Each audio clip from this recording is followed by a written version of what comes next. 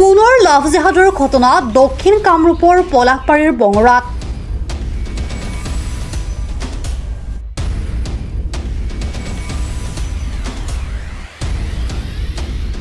হিন্দুৰ পৰিচয় দি বিবাহিত মহিলাক প্ৰেমৰ জালত পেলাবলৈ লৈছে বিভিন্ন কৌশল।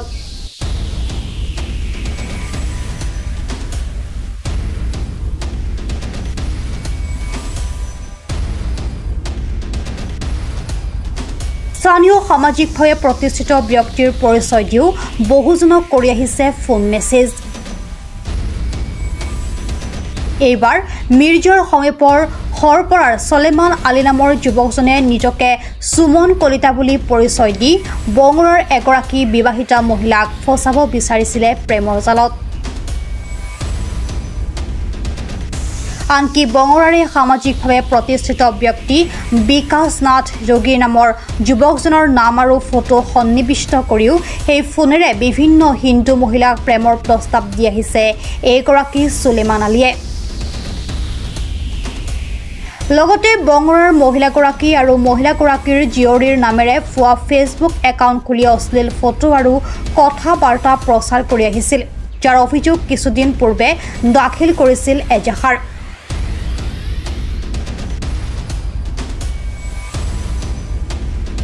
অৱশেষত আজি 100 গৰু মাৰিলে বাঘৰু মৰণ মিলাৰ দৰেই দশা হ'ল ছলেমান আলীৰ। বঙৰাৰ মহিলাগৰাকীৰ ওচৰলৈ গৈ শাৰীৰিক নিৰ্যাতন চলোৱাৰ সময়তে ৰাইজে কৰায়ত্ব কৰি পলাশবাৰী আৰক্ষীক গতাই দিয়ে। নিজকে হিন্দু যুৱক সুমন কলিতা বুলি পৰিচয় দি হৰপৰাৰ ছলেমান আলীয়ে হিন্দু যুৱতী মহিলাক প্ৰেমৰ জালত পেলাই ধৰ্ষণ কৰাৰ চেষ্টা চলোৱাৰ পৰিণতিত এতিয়া পলাশবাৰী থানাৰ আলহী হ'ব লগা হ'ল। এতিয়া এইগৰাকী ছদ্মবেশী ছলেমান আলীৰ বিৰুদ্ধে আৰক্ষী প্ৰশাসনে কি ভূমিকা গ্ৰহণ কৰে সেয়াহে হ'ব লক্ষণীয়।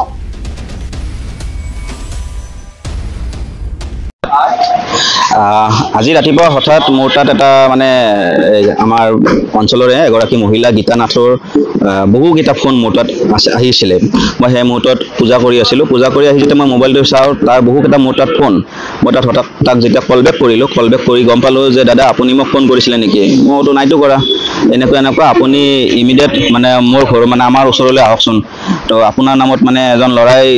হোৱাটছআপত মানে ডিপি ব্যৱহাৰ কৰি ট্ৰু কলাৰত আপোনাৰ নাম ব্যৱহাৰ কৰি মোক ফোন কৰি আছে। আমি আপুনি বুলি ভাবিলোঁ, কিন্তু পিছত গম পালোঁ যে আপুনি নহয়। আমি এনেকুৱা মানে মোৰ ঘৰত মানে বিভিন্ন ধৰণৰ মানে আপোনাক আহি কিনে কম ঘটনাখিনি মোক সেনেকৈ ক'লে। তাৰপিছত ততাতৈয়াকৈ মই তাত আহি উপস্থিত হ'লোঁ। তেওঁৰ হাজবেণ্ডসকলে মিলি তাৰমানে মানে আৰক্ষী আহি নপোৱা অৱস্থাত লাগি তেওঁক তাৰমানে ওচৰত এটা পোষ্টত বান্ধি থৈ দিছে। তো বান্ধি থৈ তাত মই আহি গোটেই ঘটনাখিনি গম পালোঁ যে তেওঁক মানে মহিলাগৰাকীক শাৰীৰিকভাৱে তেওঁক ৰেপ কৰিব তেওঁ আহিছিলে। মানে এনেকুৱা ধৰণৰ বিভিন্ন ধৰণৰ এটা কাৰণ লৈ তেওঁ আহিছিলে আৰু বিভিন্ন সময়তো তেওঁক মানে অত্যাচাৰ চলাই আহিছিলে। এতিয়া কথা হ'ল তেওঁক যেতিয়া মোৰ কথাটো সুধোঁ যে এইটো কাৰ নাম্বাৰ হয়, সি প্ৰথমতে সৈ কৰা নাছিলে। তাৰপিছত তাক মই ক'লোঁ তই সৈ কাঢ়িবি না, মই পুলিচক মানে দিম তাৰমানে। তেতিয়া তাৰমানে সি মানে মোক মানে এনেকুৱা ধৰণৰ লেভেল দি কথা কয় যে তেওঁৰ হাতখন বহুত ডাঙৰ হাত, তই বোলে কি কৰিবি বোলে, ইয়াতে যিমান পুলিচ আছে হেৰি আছে চব মানে আমাৰ হাতত আছে। মই বালিৰ কাম কৰোঁ, বালিৰ পেলা আমাৰ বছ আছে ইয়াতে চব মানে মেনেজমেণ্ট মানে তাৰ হাতৰ মানে সেনেকৈ। তাৰপিছত তই এনেকৈ কৈছা, তই হয় না নহয় ক? মই হয় দে, মানে কি কৰিবি সেনেকৈ। তাৰপিছত তই মোৰ ফটো চটো কৰিবি পালি। তাৰপিছত তেওঁ কৈছিল যে আপোনাৰ মানে ইহঁতৰ লগত মানে আগতে যেতিয়া বালি পেলাইছিলে তাৰ ঘৰত বা তাৰ হাজবেণ্ডৰ এখন IT বাগৰ চকত এখন চাহৰ দোকান আছে, তাত কেতিয়াবা চাহ খাব আহে। তেতিয়াৰ পৰাই তাৰমানে তেওঁক মহিলাগৰাকীক মানে এটা বেয়া ছিগনেল দি আহিছিলে। আহি তেতিয়া মানে তেওঁ যেতিয়া সেই ছিগনেলটো যেতিয়া একচেপ্ট কৰে তেতিয়াৰ পৰাই মানে এওঁৰ এগেইনষ্টত বিভিন্ন ধৰণৰ ফেক ID খোলে, ফেচবুকত হওক ইনষ্টাগ্ৰামত হওক বা বিভিন্ন ধৰণৰ হিন্দু ল'ৰাৰ নাম লয়, ট্ৰু কলাৰত ছেভ কৰে, ডিপি লগায়। আজি যেনেকৈ মোৰ এটা নাম্বাৰত আপোনালোকে চালে গম পাব, ট্ৰু কলাৰত যদি সেই নাম্বাৰটো মাৰি চাই মোৰ নাম বিকাশ নাথ যোগী বুলি আহে, মোৰ ডিপিখন আহে। তো তেনেকৈ তাক ফোন মেছেজ কৰি আছিলে। অৰিজিনেলি পৰিচয় মই তাক সোধোতে তাক ক'লে যে তাৰ নামটো হয় ছলেমান আলী। আৰু তাৰ ঘৰ খৰপাৰাত বুলি মোক কৈছে আৰু মই যেতিয়া পুলিচৰ ব্যৱস্থা ল'ম বুলি কওঁতে তই একো কৰিব নোৱাৰা তই যদি মই পুলিচৰ ব্যৱস্থা লওঁ মই বালিৰ গাড়ী দি তোক বোলে মই হতিয়াই লৈ যাম মানে মোক সেনেকুৱাটো ধমকি দিয়ে তাৰমানে কি হৈছে মানে এনে গম নাপাওঁ আজি মানে বহুত কেইবছৰৰ পৰাই মোৰ ছোৱালী নিহানাথ আৰু মোৰ নাম গীতা মানে নিহা গীতা নাথ বুলি এটা ফেচবুক একাউণ্ট খুলিছে ফেচবুক একাউণ্টটো খুলি পেলাই মানে তাত কি কৰিছে মোৰ হাজবেণ্ড ঢুকুৱা বুলি দিয়ে মানে হাজবেণ্ড ৰেপ হোৱা বুলি দিছে আৰু মোৰ বিষয়ে বেয়াকে দিয়ে মানে মোৰ বিষয়ে এনেকে লিখে মানে যে মোক মানে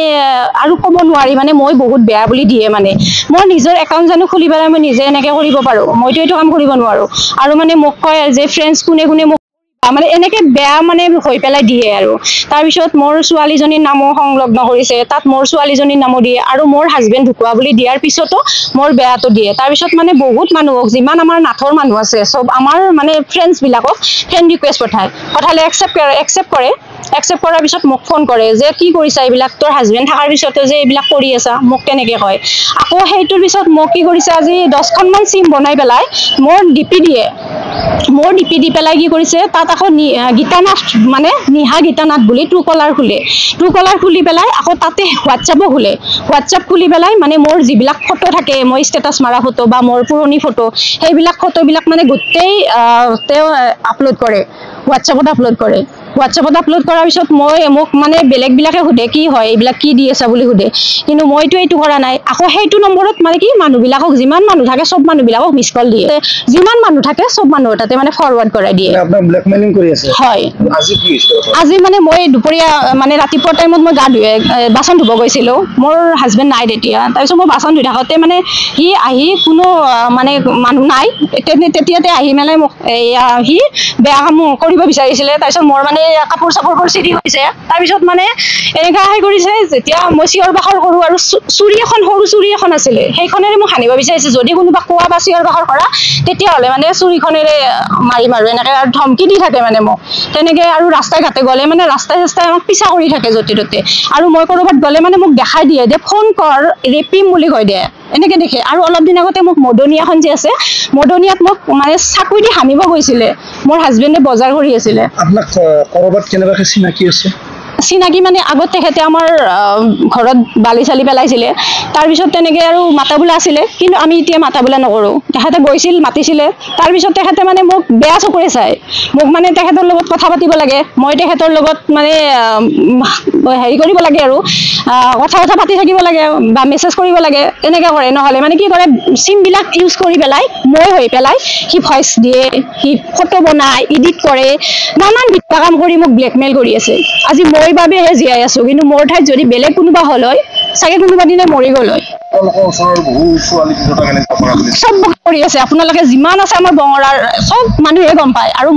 মই কৰা বুলি ভাবি আছে মানে মোক সোধে যে তই যে এইবিলাক কৰি আছা কি কাৰণত আৰু তিৰোতাকেইজনী মানে মোক কৈছে যে তই মোৰ হাজবেণ্ডক কিয় মিছ কল দি থাকা কাম নাই নেকি আৰু বোলে কিয় ফোন কৰি থাকা এনেকৈ হৈ থাকে কিন্তু মোৰ নিজৰ হাজবেণ্ডে ফোন ৰিচিভ কৰে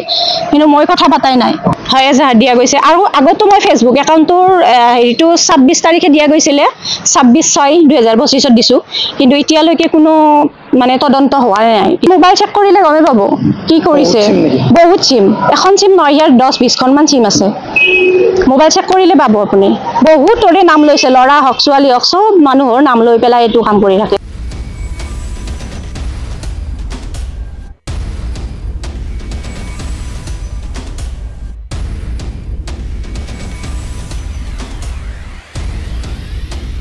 নিউজ ডেস্ক ৰিপৰ্ট প্ৰাতঃ টাইম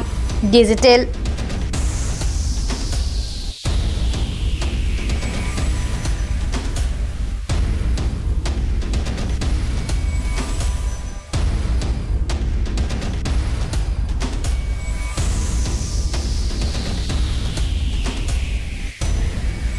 অসমৰ সংবাদ জগতখনৰ বাবে এক সুখৰ খবৰ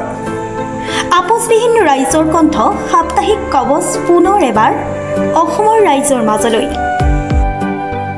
স্বত্বাধিকাৰী প্ৰণীতা কলিতাৰ দ্বাৰা প্ৰকাশিত আৰু আপোচবিহীন একাংশ নপুৰণি অভিজ্ঞতাপুষ্ট সাংবাদিকৰ দ্বাৰা প্ৰচাৰিত তথা eco printing press Guwahati Katabari গড়চুকত মুদ্ৰিত সাপ্তাহিক কবচ এতিয়া অসমৰ বিভিন্ন প্ৰান্তত উপলব্ধ আমাৰ ঠিকনা মুখ্য কাৰ্যালয় অসম ফৰেষ্ট স্কুল হৰি মন্দিৰ পথ গুৱাহাটী আৰু উপ কাৰ্যালয় Kalita market Bijoynagar Kamrup Assam mobile number হৈছে 9435114666 70024728813 আমাৰ ইমেইল আইডি হৈছে kobos2025@gmail.com